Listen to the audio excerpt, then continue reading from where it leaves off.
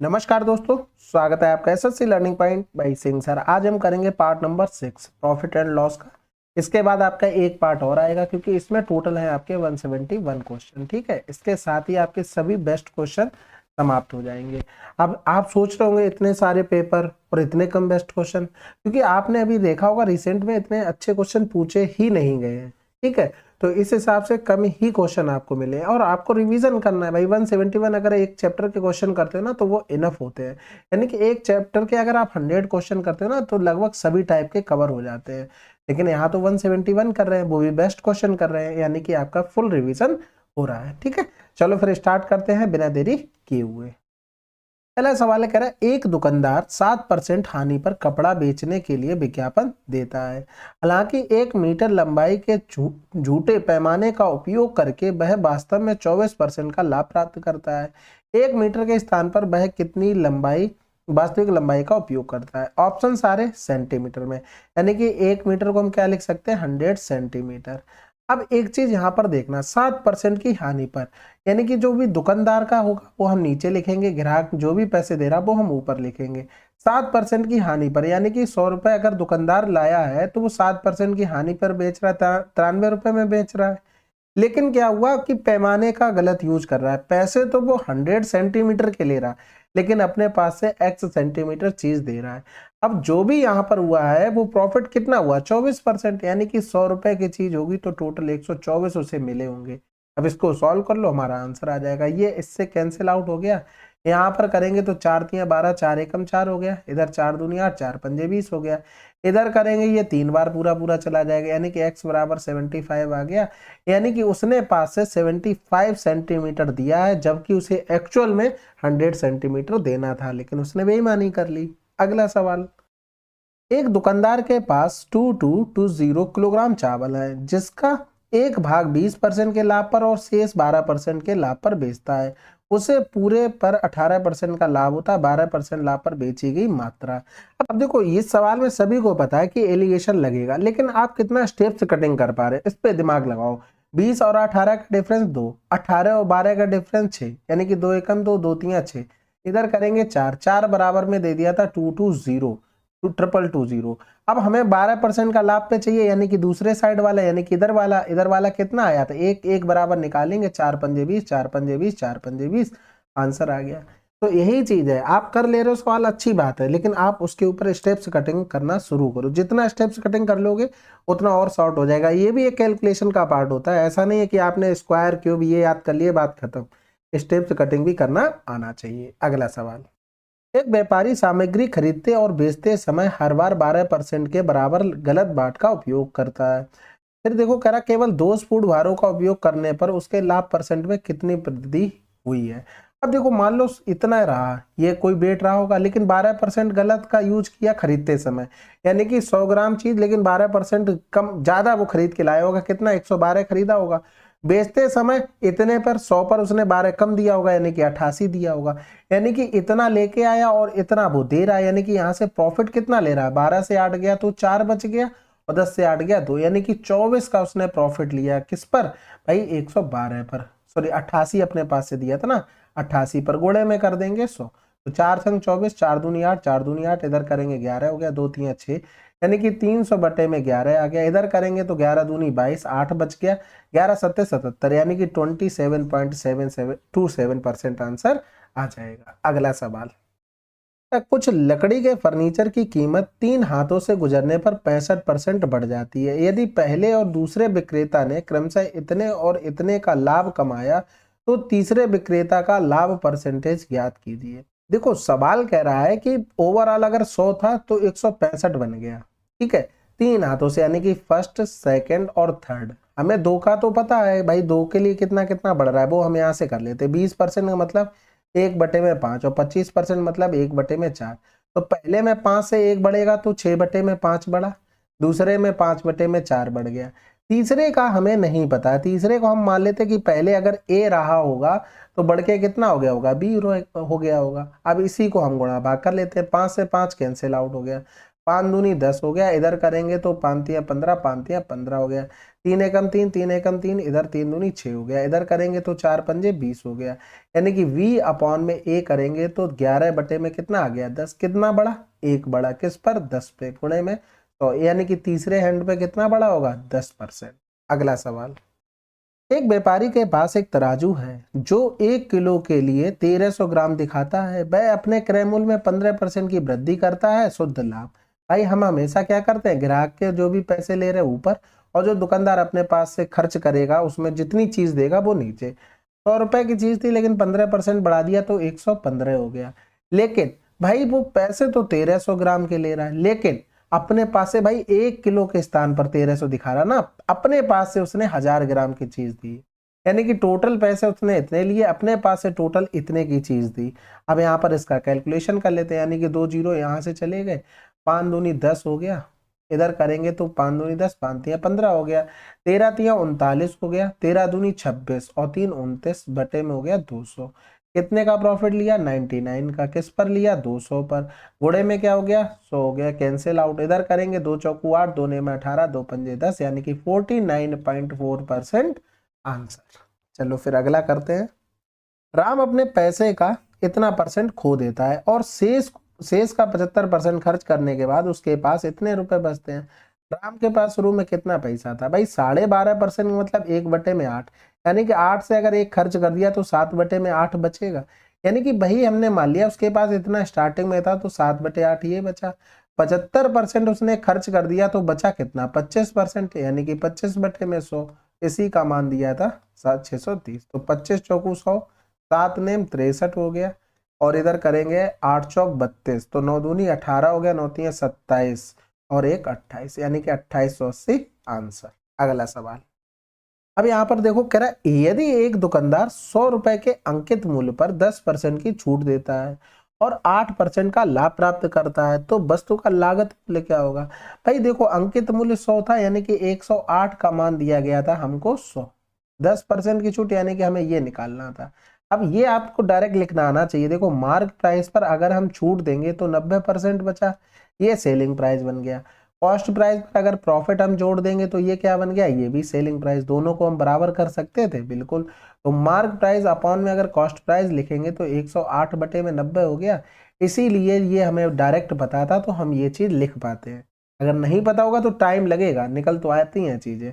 9 एकम 9, इधर 9 एकम 9, 9 दूनी 18 हो गया, इधर 4 तिया 12 हो गया, 4 दूनी 8, 4 पंजे 20 हो गया, यानी कि 250 बटे में कितना आ गया 3 आ गया। इधर करेंगे तो 3 अट्ठे 24, 1 बचा, 3 त्रिका 9, यानी कि 83.33 समथिंग आंसर आ जाएगा। अगला सवाल, रमेश का दावा है कि वह 36 रुपए किलो प्याज बेच रहा है जिसकी कीमत उसे 40 रुपए किलो है, लेकिन वह 1 किलो के बजाय 800 ग्राम देता है। रमेश का प्रतिशत लाभ या हानि। हमेशा की तरह भाई ग्राहक का ऊपर पैसे और जो भी दुकानदार अपने पास से दे रहा है वो नीचे। 36 रुपए किलो बेच रहा है लेकिन वो खरीदा कितने का था 40 रुपए किलो, लेकिन ग्राहक से तो पैसे 1000 ग्राम के ले रहा है। भाई 1 किलो का मतलब 1000 ग्राम का, लेकिन अपने पास से 800 ग्राम दे रहा है, तो यहीं पर हमें देखना था। ये जीरो इससे चला गया, इधर करेंगे तो 4 नेम 36, 8 से 1 रुपए का ये देखो फायदा ले लिया, एक का फायदा लिया, 8 पर घोड़े में 100 कर देंगे, यानी कि 12.5% का क्या होगा प्रॉफिट होगा। अगला सवाल, एक दुकानदार एक वस्तु को इतने की हानि पर बेचता है, यदि वह इसे इतने रुपए अधिक में बेचता तो उसे 11% का लाभ होता। वस्तु का क्रय मूल्य, भाई इसको क्या लिख सकते थे 13.5% लिख सकते थे बिल्कुल। 13 और 11 दोनों, क्योंकि हानि और प्रॉफिट 13 और 11 24, यानी कि 24.5 हो गया। 24.5 का मान दिया था 1274, हमें निकालना था 100 का मान, यानी कि ये एक जीरो और बढ़ गया। यहाँ पर करेंगे तो 5 दूनी 10, 5 चौको 20, 5 ने 45, 5 दूनी 10 हो गया। इधर करेंगे 7 7 49, 7 एकम 7 हो गया, 5 बचा, 7 अट्ठे 56, 7 दूनी 14, इधर करेंगे 7 दूनी 14, 7 छक्का 42, यानी कि आंसर आ गया क्या 5200। अब देखो मान लो 100 की चीज थी, वो कह रहा था इतने परसेंट हानि पर, तो 13.5 यानी कि 100 से हम पूरा 14 घटा देंगे तो 86.5 आ गया, इतने में बेचा होगा।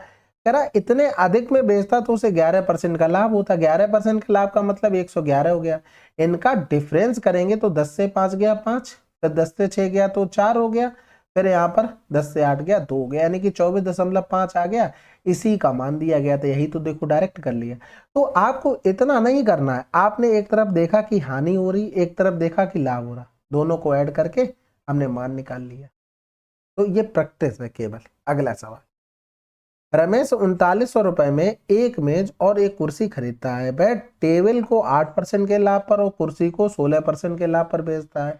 वह इतने रुपए का लाभ कमाता है। मेज और कुर्सी की मूल कीमत कितनी है? अच्छा, उसमें अंतर कितना है? अब यहाँ पर एक चीज देखो भाई, 540 का टोटल उसने कमाया, यानी कि 3900 पर अगर हम ओवरऑल प्रॉफिट देखें तो ये 0 से 0 चला गया। 3 एकम 3, 3 त्रिका 9, 3 एकम 3, 3 अट्ठे 24 हो गया, यानी कि ओवरऑल जो प्रॉफिट था 180 बटे में 13%। अब जब एलिगेशन लगाएंगे तो 8%, 16% और 180 बटे में 13%। तो 13 का सब में गुणा कर देते हैं, तो नया अगर हम बनाएंगे तो 13 अट्ठे 104 और 13 छक 78 हो गया, 13 कम 13 7 20 हो गया, इधर 180 हो गया। अब यहाँ पर घटा देते तो 8 हो गया, 10 से 8 गया तो 2 हो गया, इधर करेंगे 10 से 4 गया तो 6 हो गया, इधर बचा तो 7 हो गया। तो सिंप्लीफाई करेंगे, 4 सत्ते 28, 4 एकम 4, 4 नेम 36, यानी कि 9 7 16, यानी कि 26, यानी कि 26 का मान दिया गया था 3900। इन दोनों का अगर डिफरेंस करेंगे तो 9 से 7 गया तो यानी कि 12 आ जाएगा, तो इसी 12 का मान निकालना था। 13 तिया 39, 13 दूनी 26, 2 छक्के 12, यानी कि 1800 आंसर आ गया। अब यहाँ पर ये रेशियो हमेशा कॉस्ट प्राइस का ही क्यों आता है भाई? प्रॉफिट परसेंटेज निकालोगे तो प्रॉफिट बटे में सीपी इंटू में 100 करोगे तो क्या आएगा? Profit percentage. सापेक्ष में क्या था भाई? ये नीचे क्या लिखा था? कॉस्ट प्राइस, इसलिए हमेशा कॉस्ट प्राइस का रेशियो आएगा। ये चीज आपको ध्यान रखनी है। जो भी सापेक्ष में, किसी के ऊपर भी लगा रहे हैं एलिगेशन, सापेक्ष में जो होगा उसी का मान आता है। अगला सवाल, उत्पादित क्रमिक रूप से 3 व्यापारियों के हाथों से गुजरते हैं और उनमें से प्रत्येक अपने माल को अपने लागत मूल्य के 30% के लाभ पर बेचता है। यदि अंतिम व्यापारी ने उत्पादों को 300 रुपए में बेचा तो पहले व्यापारी ने उनके लिए कितना भुगतान किया? अब यहाँ पर देखो सिंपल सी बात, एक कह रहा था 30% को क्या लिख सकते हैं हम? 3 बटे में 10, यानी कि 10 से ये 13 रहा होगा, या तो इस तरीके से लिख लो, फिर 3 बार यही प्रोसेस चला होगा। ठीक है, अब जो अंतिम के लिए आया वो 300 रुपए हो गया, यानी कि स्टार्टिंग में एक्स रहा होगा, इसी का मान हमें निकालना था, यानी कि 300 बटे में 2197, क्योंकि 13 का क्यूब 2197 और इधर 1000 का गुणा। अब डायरेक्ट आप ऐसा करो, कुछ बिना सोचे समझे इसके कर लो भाग, 1 2 3 4 5, ऑप्शन का सहारा लो। सबसे पहले एक बार जाएगा, बिल्कुल एक बार जाएगा, तो 2197, तो 10 से 7 गया 3 हो गया, 9 से 9 गया तो 0 हो गया, 9 से 1 गया तो 8 हो गया, उतारा लिया 0 का हो गया। अब यहाँ पर ऑप्शन में देखो सबसे बड़ा 4 लिखा है, तो 4 दूनी 8। अब यहाँ पर 21 चौक 84 होता ना, 80 से बड़ा हो गया, यानी कि ये ऑप्शन हटा दो। अब दूसरे में सभी में 3 लिखा है, तो 3 सत्ते 21 हो गया, 3 नेम 27 और 2 29 हो गया, 3 एकम 3 2 5 हो गया, 3 दूनी 6 हो गया, 10 से 1 गया तो 9 हो गया, 12 से 9 गया तो 3 हो गया, और 9 से 5 गया तो 4, 7 से 6 गया 1 हो गया। फिर से उतारा लेंगे 0 का।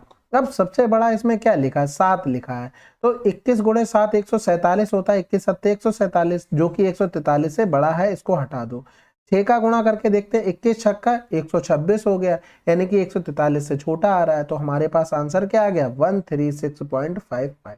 ठीक है, अगला सवाल, 60 रुपए प्रति किलोग्राम मूल्य वाले कितने किलोग्राम चावल को 42 रुपए प्रति किलोग्राम मूल्य वाले 24 किलोग्राम चावल के साथ मिलाया जाना चाहिए ताकि मिश्रण को 56 रुपए प्रति किलोग्राम की दर से बेचने पर 12% का लाभ हो? अब यहाँ पर देखो, ये भी कॉस्ट प्राइस, ये भी कॉस्ट प्राइस, एलिगेशन लगाओगे तो ये तो सेलिंग प्राइस है, कॉस्ट प्राइस में ही लगेगा। 100 की चीज 12% लाभ में बेचेंगे तो 112, 112 का मान 56, यानी कि 100 का निकाल लेंगे तो ये मिक्सचर का क्या आ जाएगा? कॉस्ट प्राइस आ जाएगा, यानी कि 8 सत्ते 56, 14 अट्ठे 112 हो गया, 7 दूनी 14, 2 पंजे 10, यानी कि 50 रुपए आ गया। इधर 60 था, इधर 42 रुपए था, यहाँ पर 50 था, इनका इनका डिफरेंस 8 हो गया, इनका इनका डिफरेंस 10 हो गया। इसका मान दिया गया था 24 kg, यानी कि कै गुना हो रहा था? 2.4 गुना। इसका भी 2.4 गुना करेंगे, 24 अट्ठे 192 आंसर। ठीक है, अगला सवाल करते हैं।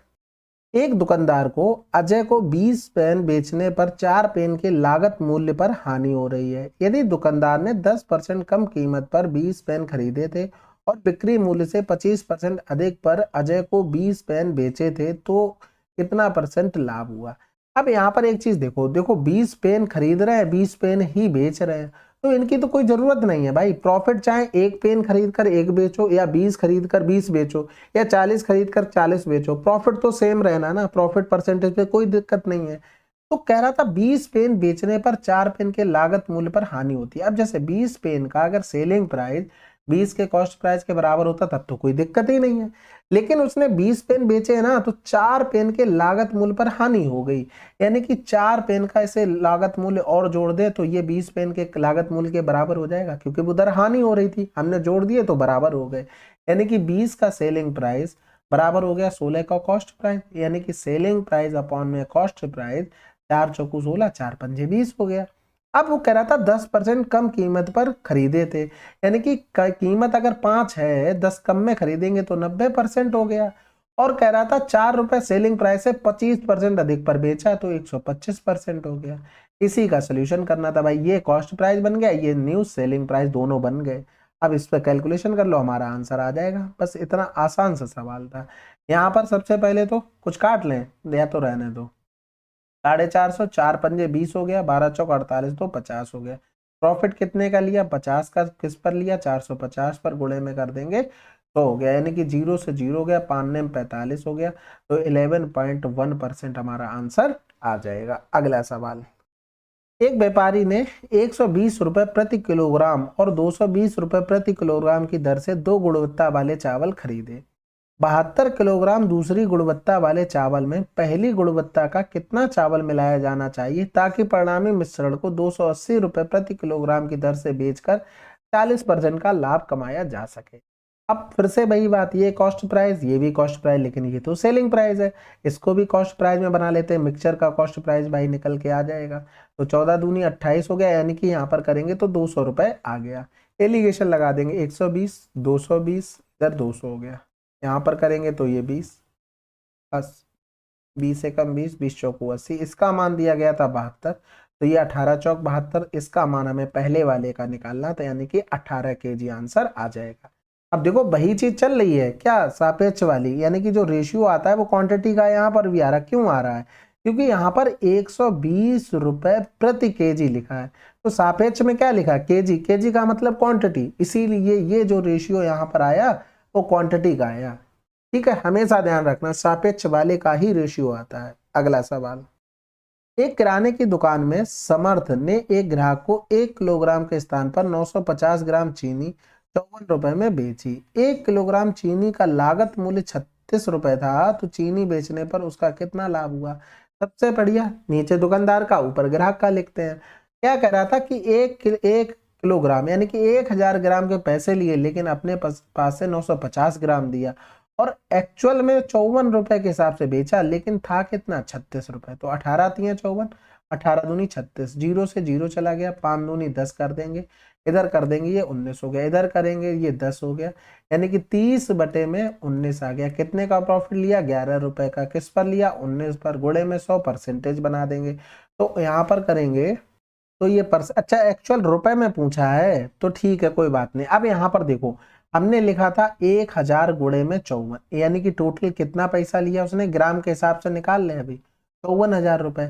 950 में गुणे में 36, यानी कि यहाँ पर करेंगे तो 9 चौक 36 कर ले, या 18 दूनी 36 कर लो, तो 0 हो जाएगा, 2 पंजे 10 हो जाएगा, 2 ने में 18, 1 19 हो गया, गुणे में 18 हो गया, यानी कि 0 0, 18 ने में 162, हासिल लगा 16 हो गया, 18 कम 18 और 6 24, 24 और 10 34, यानी कि इन दोनों का अगर हम डिफरेंस देखें तो 0 0, 10 से 2 गया तो 8 हो गया, 3 बचा, 13 से 4 गया तो 9 हो गया, 4 से 3 गया 1। इतने रुपए का प्रॉफिट हुआ, लेकिन ये किस पर हुआ है, ग्राम पर हुआ है। इसे हम अगर केजी में बनाएंगे तो भाग कर देंगे 1000 के, यानी कि 19.8 हमारा आंसर आ जाएगा। मैं यहाँ से जो निकाल रहा था वो परसेंटेज में आ जाता है, इसलिए वो थोड़ा गलत हो गया, माफ कीजिएगा। अगला सवाल करते हैं। मुकेश लागत मूल्य पर बादाम बेचता है, ठीक है, लेकिन गलत वजन का उपयोग करता है और इस प्रकार 23% का लाभ प्राप्त करता है। भाई इतने किलोग्राम के बदले कितने ग्राम बादाम देता है, भाई इतने किलोग्राम है, अगर इसे ग्राम में बनाएंगे तो 3075 ग्राम हो गया, 1000 का गुणा कर दिया। अब वो ग्राहक से तो इतने के पैसे लेता, लेकिन अपने पास इतने का देता है चीज, ठीक है। अब इसी पर क्या हुआ भाई, सेलिंग प्राइस कॉस्ट प्राइस लगभग बराबर रहा, ठीक है। तो उसने इसी पर प्रॉफिट ले लिया, कितना ले लिया, 100 की चीज 123 में बेच दी। यही तो चीज हम लोग कर रहे थे अभी तक। नीचे ग्राहक का रहता है, ऊपर नीचे दुकानदार, ऊपर ग्राहक का आ जाता है। ये चीज हमेशा ध्यान रखो। अब कैलकुलेशन बचती है भाई, कैलकुलेशन करेंगे तो इधर करेंगे 25। ऑप्शन का सहारा लेके कर रहे हैं, ऐसा नहीं है कि कुछ भी अंधाधुंध। चलो देखो लिख के दिखा दें पहले। 307500, तो 123। 3 में किसका गुणा करें कि 5 मिल जाएगा। 3 सत्ते 21 हटा दो, 3 चौको 12 हटा दो, 3 चक 18 हटा दो, 25 आंसर आ गया 25। और 25 तिया 75 हो गया, 25 दूनी 50 और 7 57, 25 एकम 25 और 5 30। तो आंसर क्या आ गया, 2500 आ गया। अगला सवाल, एक डीलर 15% के लाभ पर चावल बेचता है और वास्तविक वजन से 15% कम वजन का उपयोग करता है, उसका प्रतिशत लाभ बताना। भाई देखो 100 की चीज थी, इतने पर प्रॉफिट पर बेच दिया। वजन का क्या हुआ भाई, 100 ग्राम के तो पैसे ले लिए, या फिर 100 kg ले लो, कुछ भी ले लो, क्योंकि यहाँ पर उससे फर्क नहीं पड़ना है। और उसने पैसे तो इतने के लिए, लेकिन 15% कम दिया अपने पास से, यानी कि 85 दिया है। आप इसको सॉल्व कर लो, बस आंसर आ जाएगा। 5 दूनी 10, 5 तिया 15, 17 हो गया। कितने का प्रॉफिट लिया, 6 रुपए का। किस पर लिया, 17 का। गुणे में 100 कर देंगे परसेंटेज के लिए। फिर 17 तिया 51, 8 बच गया। 17 पना 85 ज्यादा हो जाएगा, 17 चौकू 68 हो जाएगा। तो आंसर तो आया ही नहीं। अच्छा 17 दिया 51, 9 बचेगा ना, 17 पना 85, तो 35 के पास आंसर आ जाएगा, ठीक है।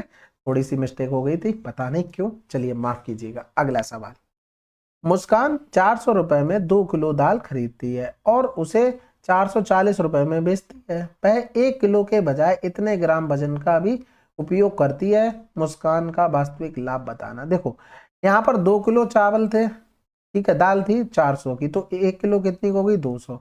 इधर भी 2 का डिवाइड करेंगे तो वो 220 का, ये रहा सेलिंग प्राइस। यानी कि ग्राहक का, दुकानदार का पैसा ये उसने बेचा इतने में, और वजन 1 किलो 1000 ग्राम के पैसे लिए अपने पास से 850 ग्राम चीज दे दी।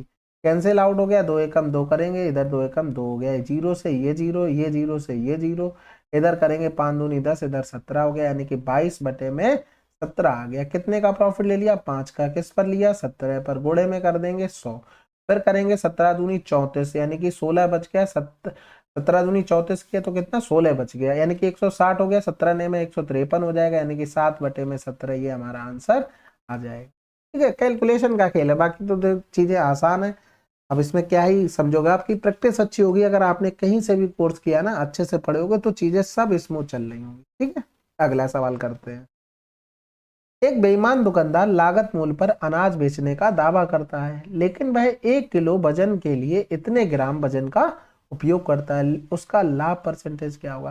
भाई देखो 1 रुपए की चीज वो 1 रुपए में बेचने का दावा करता है, लेकिन पैसे तो 1000 ग्राम के ले रहा है। 1 किलो का मतलब 1000 ग्राम, लेकिन अपने पास से 935 ग्राम ही चीज दे रहा है, ठीक है। तो यहां से करेंगे 5 एकम 5 बचा 4, 5 अट्ठे 40 हो गया, 3 बचा, 5 सत्ते 35, 5 दूनी 10 हो गया।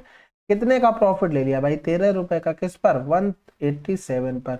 डबल जीरो लगा देंगे परसेंटेज के लिए। ऑप्शन का सहारा लो, सीधा सीधा गुणा कर लेते हैं, भाग कर लेते हैं। तो देखो सबसे आगे क्या लिखा है, सबसे बड़ा 6 लिखा है, तो 18 छक्का 108 होता है। और अगर 7 बार करेंगे तो 18 सत्ते 126 होता है, तो इधर भी आ जाएगा, यानी कि बड़ा हो जाएगा। 6 सत्ते 42 करोगे, ज्यादा हो जाएगा, तो ये 6 बार जाएगा। 6 सत्ते 42 हो गया, हासिल लगा 4 हो गया।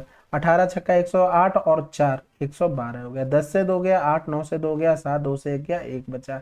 पॉइंट लगाएंगे, जीरो बढ़ाएंगे। अब ये तो ऑप्शन जा चुका है।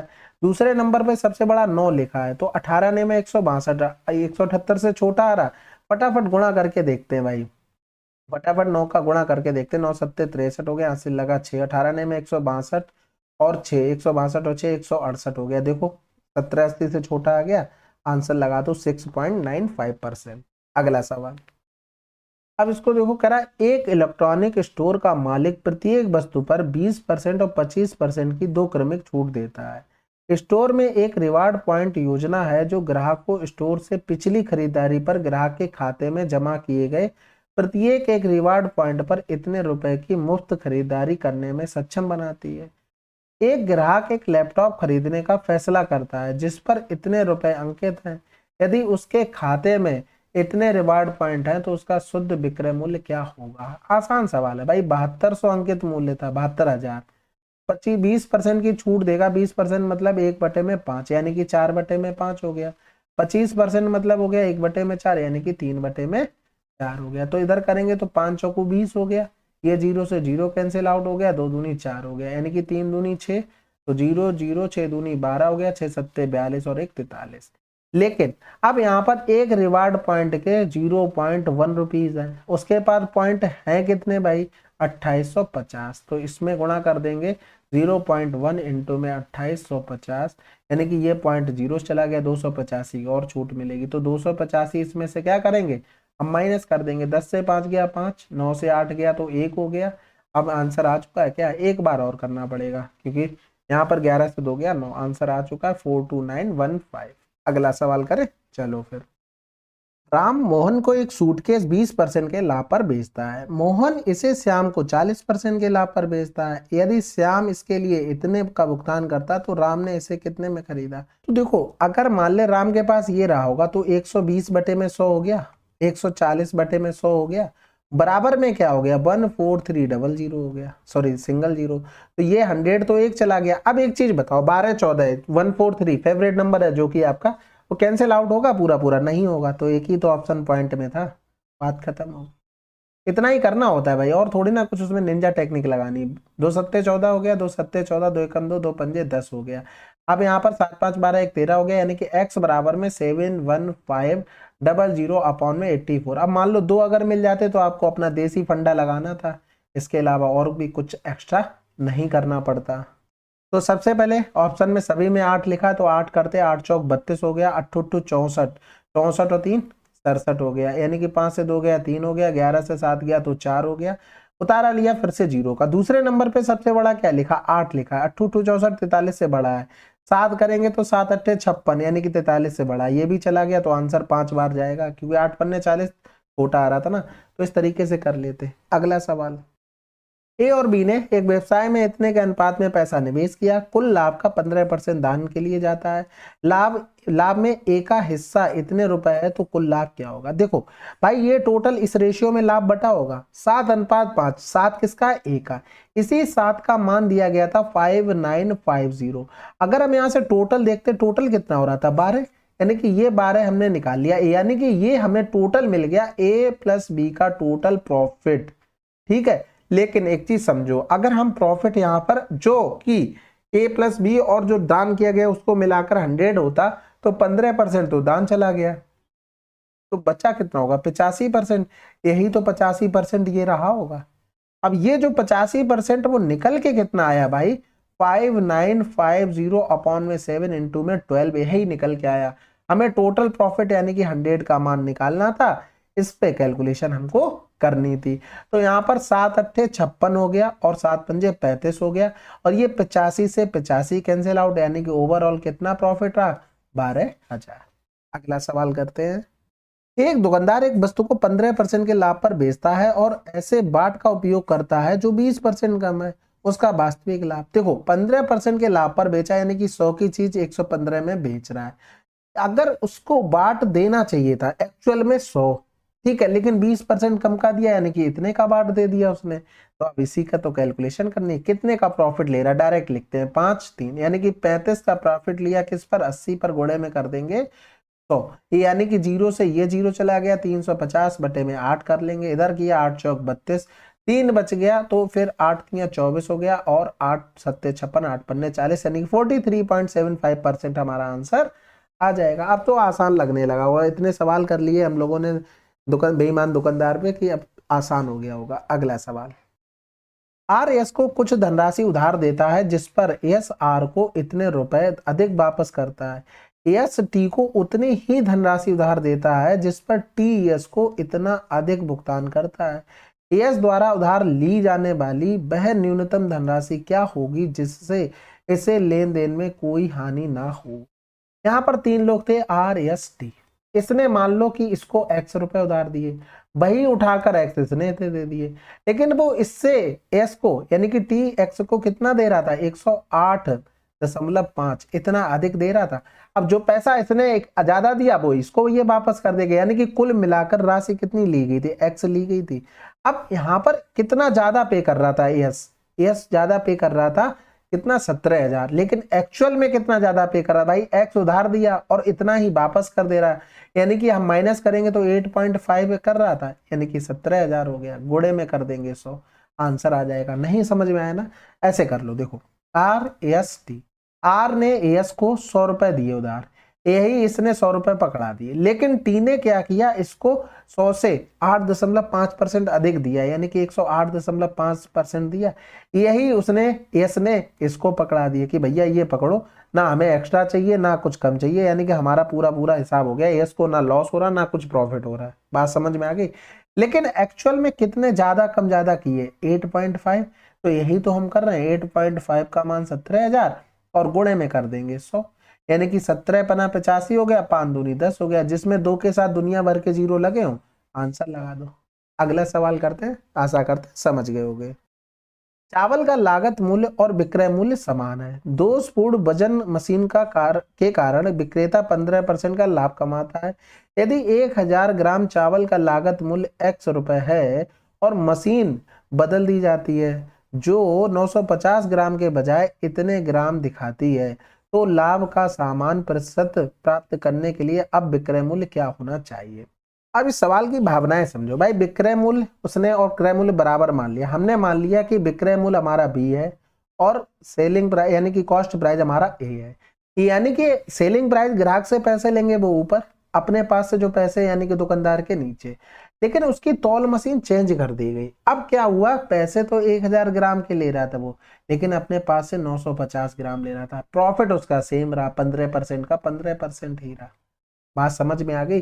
अब इसी का कैलकुलेशन करना था, सबसे पहले 0 से 0 कर देंगे, v अपॉन में a करेंगे, यहाँ पर हो गया 115 गुणे में 95 और बटे में हो गया 1 2 3 4 हो गया। ठीक है, अब यहाँ पर देखो गुणा करने के लिए हम डायरेक्ट भी कर सकते थे, देखो हम डायरेक्ट ही करके दिखाते थे, 115 इंटू में 95, 25 हो गया, 5 एकम 5 हाथ से लगा दो, 5 एकम 5 9 पन्ना 45 50 और 2 52 हो गया, हाथ से लगा 5 हो गया, 5 एकम 5 9 एकम 9 5 14 5 19 हो गया, हाथ से लगा 1 हो गया, 9 एकम 9 1 10 हो गया। ठीक है, अगर नहीं जैसे एक लाइन में कर पा रहे हो तो आपको क्या करना, 100 माइनस 5 का गुणा करके तब आपको लिख लेना है, लेकिन छोड़ना नहीं है, कैलकुलेशन पर प्रैक्टिस आपकी पकड़ होनी चाहिए। यहाँ पर हमने गुणा किया तो 10925 अपॉन में क्या आ गया, 10,000 आ गया, यानी कि 4 के बाद 0, लेकिन आपको कॉस्ट प्राइस और पता था, कितना पता था, x रुपए, तो यहाँ पर x लिख सकते हैं एक ही जगह, क्योंकि कॉस्ट प्राइस हमने नीचे लिखा हुआ है, बराबर में 1.0925 आ गया, यानी कि b बराबर जो कि सेलिंग प्राइस है वो क्या रहा होगा, 1.0925x। ये आपका बहुत बेहतरीन सवाल बन गया है। ठीक है, अच्छा सवाल था, इसको नोट डाउन कर लेना। ठीक है, अगला सवाल करते हैं। अब अगला सवाल क्या, चलिए 150 आपके टोटल क्वेश्चन हो चुके हैं। ठीक है, तो आपके प्रॉफिट एंड लॉस की बहुत बेहतरीन यानी कि बेस्ट आपकी प्रैक्टिस हो चुकी है, ये चीज आप समझ के चलना, क्योंकि अच्छे क्वेश्चन कर रहे हो, तो जो छोटे मोटे क्वेश्चन होंगे वो तो आप आसानी से निपटा देंगे, लेकिन उनको छोड़ना नहीं है। एक चीज ध्यान रखना, एक बार एटलीस्ट उन क्वेश्चन को भी PYQ के थ्रू करना है, उसके बाद बेस्ट क्वेश्चन देखने, क्योंकि अगर उनको छोड़ दिए तो आप पेपर में स्पीड नहीं बढ़ा पाएंगे। पेपर में स्पीड इजी क्वेश्चन से ही बढ़ती है। मान लो 22 क्वेश्चन इजी आ गए, आपके 3 क्वेश्चन अच्छे आ गए, जब इन्हीं में आपने टाइम लगा दिया तो 3 क्वेश्चन के लिए टाइम कहां से बचाओगे, और ये क्वेश्चन 2 से 3 ऐसे आते हैं इन पर आपको टाइम देना ही पड़ेगा। तो ये आप समझ लो, इस तरीके से पढ़ना है, टाइम आपको यहीं से बचाना है, उसके अलावा फिर बाद में इसके लिए टाइम बचेगा। अगर उन्हीं में आपने लगा दिया तब तो फिर दिक्कत है, और इनमें कैसे बचेगा, थोड़े बहुत आपको क्यूब याद होने चाहिए, स्क्वायर याद होना चाहिए, स्टेप्स कटिंग आपको आनी चाहिए, ये सब चीजें बहुत काम करती हैं। एटलीस्ट टेबल आपको 25 तक याद हो, ज्यादा कर लेंगे वो भी अच्छी बात है, एक लाइन में आपको गुणा करना आना चाहिए, और इसी तरीके से क्रॉस मल्टीप्लीकेशन आना चाहिए, जिस तरीके से होती हैं चीजें, तो ये सब चीजें साथ साथ सीखनी पड़ेंगी। जैसे चलो आज हम एक मल्टीप्लाई का आपको से बता देते हैं, जैसे मान लो 112 लिखा है, आपको 32 का मल्टीप्लाई करना है, तो 2 का इसके साथ गुणा करो, 2 दूनी 4 हो गया। अब 2 का अगले में गुणा करेंगे, 2 एकम 2 और 2 लिख लिया, फिर 3 पीछे से फॉलो करने लगेगा, 3 दूनी 6 हो गया, 6 2 8 हो गया, 8 का इधर 8 लिख दो। ठीक है, अब 2 अगले में पहुंच जाएगा, फिर 2 एकम 2, 3 अगले में पहुंच जाएगा, 3 एकम 3, यानी कि 3 2 कितना हो गया, 5 हो गया, 5 लिख दो। अब 2 का तो मल्टीप्लाई सब में हो चुका, 3 का रह गया ना, 3 का अगले में करते, 3 एकम 3, बस आंसर आ गया। अब इसमें अगर हासिल होता ना तो हासिल अगले में जोड़ते चले जाते हैं, ऐसे होता है। तो इस पर आप प्रैक्टिस करेंगे तभी अच्छे से हो पाएगा, वरना एक लाइन में मल्टीप्लाई ऐसे नहीं होता है। इसी तरीके से 3 वाला भी चलता है, तो आपको इस पर प्रैक्टिस करनी पड़ेगी। एक तरीका और होता है, जैसे मान लो ये छोटे नंबर है, आपको समझ में आ जाए तो 2 दूनी 4, 11 दूनी 22, 3 दूनी 6, 22 और 6 कितना हो गया 28, हासिल लगा दो, 11 तिया 33, 33 में जोड़ देंगे 35। यहाँ पर नंबर इजी थे इसलिए आपने डायरेक्ट कर लिया। नंबर इजी नहीं होते फिर क्या करते, फिर तो 1 लाइन के लिए वही बचता है। इसके अलावा क्या बचता, फिर 8 गुणे में 4 ऐसे कर लो। ठीक है, बाकी बहुत प्रोसेस है, आपको कैलकुलेशन पर काम करना पड़ेगा।